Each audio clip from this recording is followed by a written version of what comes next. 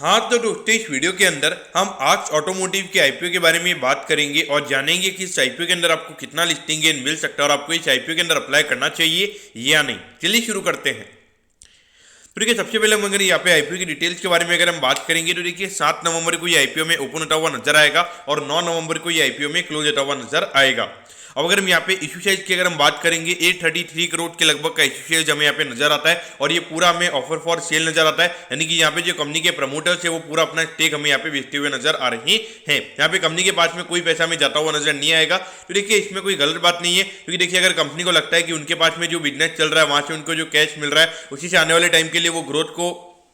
जो उनका पैसा है उसी से वो ग्रो कर पाएंगे, तो उनको अगर एडिशनल पैसा नहीं चाहिए तो वहाँ पे मेरे ख्याल से इक्विटी डायल्यूशन करके मेरे ख्याल से मतलब नहीं है। उसके अलावा अगर हम यहाँ पे प्राइस बैंड की अगर हम बात करेंगे तो 282 के कट ऑफ प्राइस पे कंपनी का हमें यहाँ पे शेयर यहाँ पे कंपनी हमें देती हुई नजर आ रही है और एक लॉट की अगर हम बात करेंगे तो 53 शेयर का लॉट हमें यहाँ पे नजर आता है, यानी कि एक लॉट को अप्लाई करने के लिए अराउंड 14,950 रुपए के लगभग आपको यहाँ पे लगने वाली है। अब अगर हम यहाँ पे रिटेल कोटा की अगर हम बात करेंगे अराउंड 35% के लगभग का रिटेल कोटा हमें यहाँ पे कंपनी का नजर आता है, यानी कि लगभग अगर हम देखेंगे टोटल इश्यू साइज का लगभग 290 करोड़ का यहाँ पे हमें रिटेल कोटा नजर आता है। तो कहीं ना कहीं अगर हम देखेंगे तो रिटेल का जो कोटा है वो यहाँ पे काफी बड़ा हमें यहाँ पे नजर आता है और अराउंड अगर हम देखेंगे 1,90,000 रुपए के लगभग की जो 1,90,000 की जो एप्लीकेशन है वो हमें यहाँ पे रिटेल में नजर आती है और भी हार्डली अगर हम देखेंगे 15-20 लाख के लगभग की एप्लीकेशन हमें रिटेल में देखने को मिलती है। तो उस पॉइंट ऑफ व्यू से अगर आप देखोगे अराउंड 9 to 10 टाइम्स हमें यहाँ पे रिटेल के अंदर पे सब्सक्राइब होता हुआ नजर आ सकता है। तो कहीं ना कहीं यहाँ पे अलॉटमेंट की जो चांसेस है वो रिटेल के अंदर भी यहाँ पे ज्यादा देखने को मिलने वाली हैं।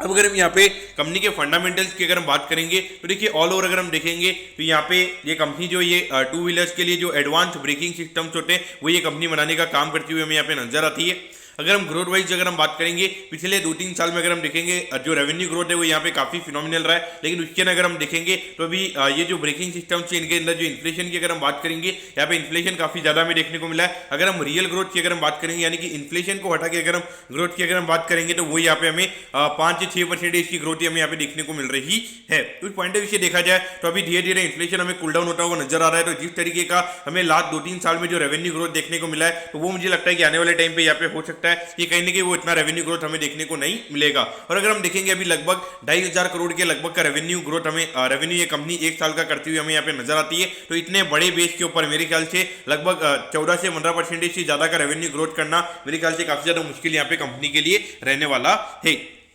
और अगर हम यहाँ पे कंपनी के नेट प्रॉफिट मार्जिन की अगर हम बात करेंगे तो हार्डली अगर हम देखेंगे 5 से 6% के नेट प्रॉफिट मार्जिन पे ये कंपनी हमें यहाँ पे काम करती हुई नजर आती है। और अगर हम भले ही इनका रेवेन्यू जितना भी बढ़ जाए लेकिन इनका नेट प्रॉफिट का मार्जिन उतना में बढ़ता हुआ नजर नहीं आएगा, क्योंकि B2B वाला जो बिजनेस मॉडल होता है उसके पॉइंट ऑफ व्यू से ये कंपनी हमें यहाँ पे काम करती हुई नजर आती है। यानी कि इनके जो मेन कस्टमर्स होते हैं जो टू व्हीलर्स बनाते हैं जैसे कि हीरो मोटोकॉर्प हो गया, बजाज ऑटो हो गया, तो इनके ये मेन कस्टमर्स हमें यहाँ पे नजर आते हैं। तो ये जो इनकी कंपनी जो कस्टमर्स है उनका बार्गेनिंग पावर काफी ज्यादा रहता है। यहाँ पे कंपनी के पास में कुछ ऐसा कोई मोड नहीं है कि यहाँ पे अगर ये कंपनी अगर कुछ ज्यादा प्राइसिंग लेगी तो वहां पे कस्टमर शिफ्ट भी हो जाएगा। तो इस पॉइंट ऑफ व्यू से देखा जाए ज्यादा प्राइसिंग पावर नहीं है। लेकिन अगर हम यहाँ पे रिटर्न ऑन इक्विटी की अगर हम बात करेंगे लगभग 19-20% के लगभग का यहाँ पे आरओई कंपनी का हमें यहाँ पे नजर आता है। तो ये इतना ज्यादा क्यों, जो कि यहाँ पे जो एसेट टर्नओवर रेशियो है कंपनी का वो यहाँ पे काफी ज्यादा है। तो उसकी वजह से हमें यहाँ पे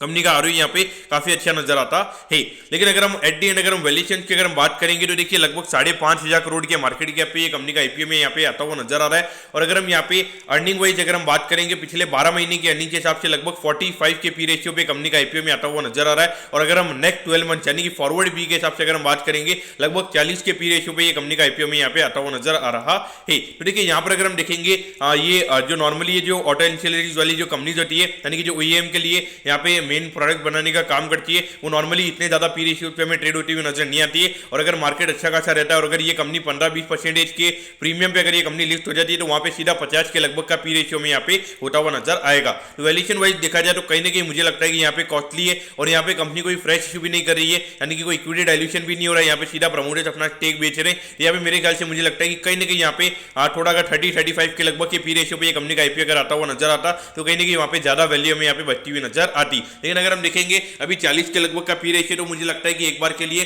जो 15-20% के प्रीमियम की हमें जो रैली देखने को मिलती है आईपीओ के अंदर वैसे देखने को मिल सकती है। उसके बाद में मेरे ख्याल से एक रिस्क ट्रेड ये मेरे ख्याल से हो जाएगा वहां पे वैल्यूएशन के हिसाब से, क्योंकि अगर हम देखेंगे इतना ज्यादा ग्रोथ मुझे लगता नहीं है, क्योंकि 50 का पी रेशियो अगर चल रहा है तो यानी कि अगर हम ये मान के चलें अगर 20-25% से अगर ये कंपनी हमें ग्रो करती हुई नजर आएगी तो मेरे ख्याल से ये वैल्यूएशन जस्टिफाइड होगा। लेकिन मुझे लगता है कि कहीं ना कहीं यहाँ पे